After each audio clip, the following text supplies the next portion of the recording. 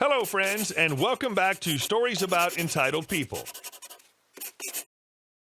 Let's start our video with a story in which a random dude tried to hit on the company owner's daughter, using the method called I know the owner well.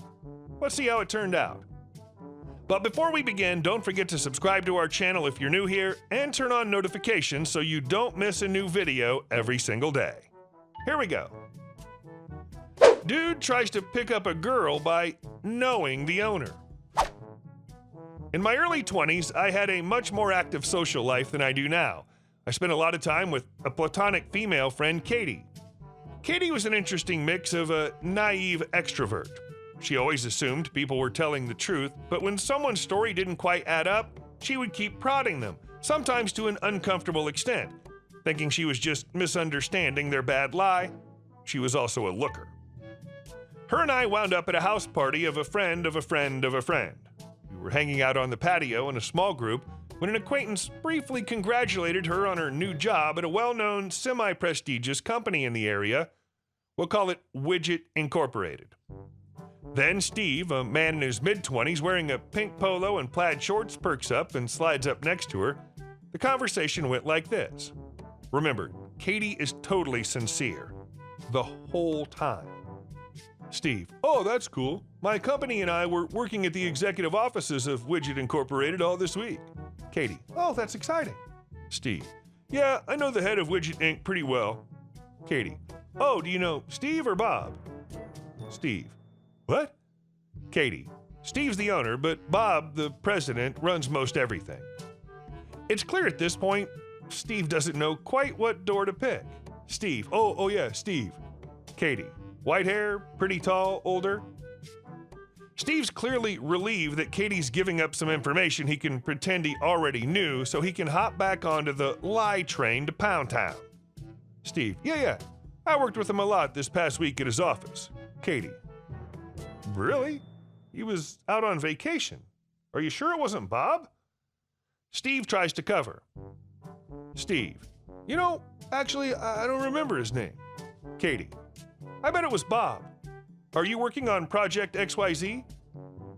I loved he went from, I know him really well, to I worked with him for a week, to I don't remember his name. Steve is fully aware, now he shouldn't have inflated the time he spent working with Bob's furniture, installing his Ethernet cables, or whatever he actually did the past work week.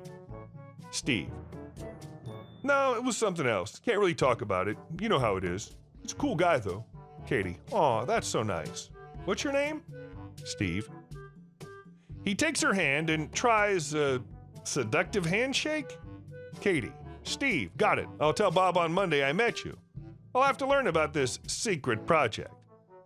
At this point, I know I'm giving a look of, dude, you are truly effing this up, and I know a few other people in the circle probably are too. Steve finally realizes the jig is up. Steve, oh, cool, yeah.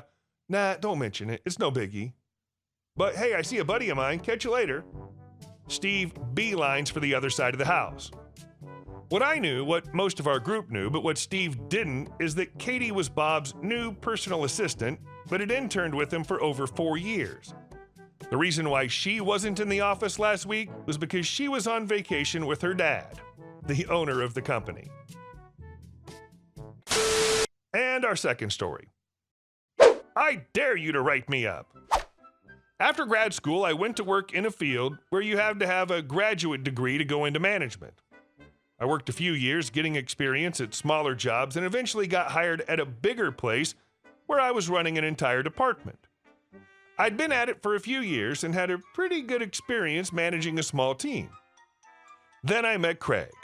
Craig had been working at my new job for about a decade, and he'd been shuffled between various departments because he had issues with everyone he worked with.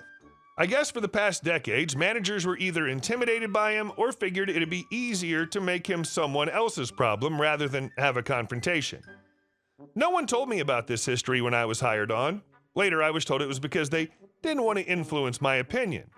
But I'm pretty sure everyone was happy the new guy would have to deal with Craig for a while. And everything was fine for a while. He was on his best behavior when he started, but eventually he fell back into his old ways once he got comfortable with me. I was a pretty easygoing manager and gave my people room to do their job without micromanaging, and maybe he mistook that for being a pushover. One fateful day, I was out in the department, and we had someone from another part of the building subbing in because a worker was out. That's when the incident happened.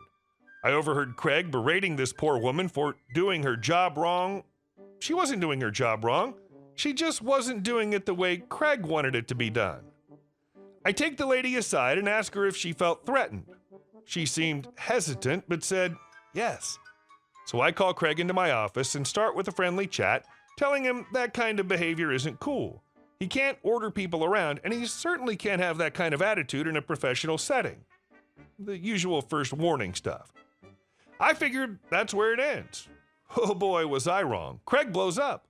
Tells me he's been there for a decade, that no manager has ever dared to talk to him like that I'm young, 2 decades younger than him, and if I know what's good for me, I'll quiet down and let the adults handle things. He finishes by smiling and saying the words that ultimately sealed his fate. I dare you to write me up. I reiterated that what he did wasn't cool and that he didn't talk to workers or managers like that, and asked him to get back to work.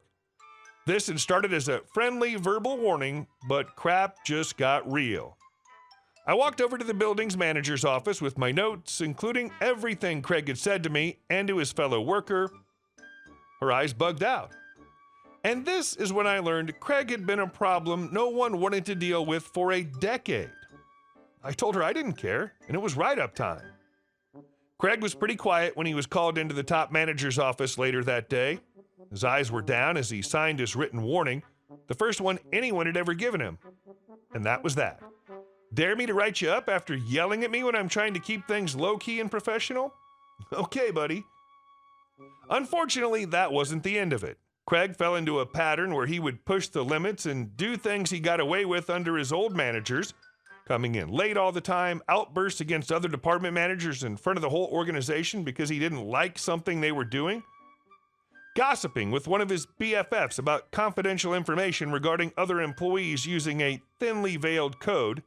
Found that one when he accidentally sent me one of those emails and not his friend who had a name very similar to mine. And each time his paper trail got thicker and thicker. In the end, he was let go. He'd been pushing people around for 10 years, and he lasted about 6 months once he was working under someone who wasn't intimidated by his song and dance. The sad thing is, if he could have taken some constructive criticism and not blown up, he'd still have his job. He was good at what he did, but couldn't overcome his anger management issues dealing with coworkers. And our last story. Crazy mom yelling that her husband is a lawyer and we're all screwed. So this happened about 5 years ago. I worked part-time at a small company as a software developer. The company often took on school students for their work experience, especially if they wanted to get into programming. The students' age range normally was between 14 and 16. The placements would last 2 weeks. They'd go through various tasks in a small training session, and if they were lucky, once they left school, a couple of them would be offered positions when they finished. This is what happened with me. It was common for 2 developers and the lead project manager to conduct the interviews. We weren't just going to let anyone in. I was asked to do the interviews alongside one of the network developers. We'll call him Jake. We had 3 pupils to interview, and this was the last person we had to interview. He was a smart kid, obviously very interested in the field, but there was one problem. We required the students to have a moderate knowledge of Java and C. This kid only had knowledge of PHP. For clarity, nothing like Java or C, so we couldn't bring him on. Now entered Entitled Mother, EM. He had clearly told her that we wouldn't bring him onto the program because he didn't have what we were looking for. Before people ask why we didn't train him in the language we used, it's because we want to simulate the work environment for the students to give them a feel of what the software engineering field is like. The most we teach them when they get a job is how to use our custom technology and our workflow, not how to write a new language entirely. EM, barging into the office. I want to speak with someone in charge. Jake. Hi, I'm Jake. Can I help you with something? EM. Yes, I'm... Kid's name. Mother. I want to know why you didn't bring him in for work experience. Jake takes her into the meeting room to speak further and brings me in and introduces me to EM. Me. Hi, I'm... Before I could finish introducing myself, EM. I don't care who you are. I want to know why you wouldn't give my son this position. Me. Okay, well, your son only has knowledge of the programming language PHP, while we require the student to know Java or C. EM. Aren't they the same? Me and Jake at the same time. No. EM. That's stupid. You won't bring him on because he isn't as smart as you guys? J. EM, it's not that. It's because he's using different technology than we use for our products. EM. Can't you just teach him? Me. The placement is designed to give them an idea of what it's like working in the environment. Training him in a language for the 2 weeks while he's here wouldn't be giving him that experience. It's called work experience, not school. EM. I'm not leaving until you hire my son. Me. Okay, we're done here. You need to leave the building now, otherwise we'll have security remove you. EM. Do that and you'll regret it. Jake just walks off to get security and leaves me in the room with EM in an awkward situation. Me. If you leave now, we won't press charges. EM. Don't you threaten me. Me. That's not a threat, that's a promise. EM. What did you just say to me? I don't know what happened, but EM just flipped and got angry. By the time this happened, security had arrived. Security. Ma'am, please leave the building now or we'll forcefully remove you. EM. Don't you dare touch me. My husband's a lawyer and we'll sue you. Jake nods at security to remove her from the building.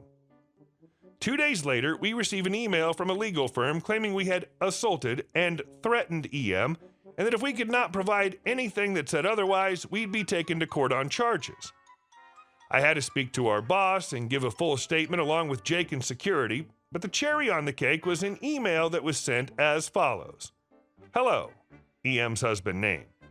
Please find attached to this email 3 statements from our staff that had talked with EM when she arrived, as well as 2 MP4 files, one from our meeting room CCTV where our staff talked with EM, and another from the hallway CCTV where she was removed from our premises by security after being asked to leave multiple times. We never heard from EM or the husband again. Poor kid. He's more mature than her mom ever would be. Hey guys, thank you all for watching the video. I'll see you in the next one.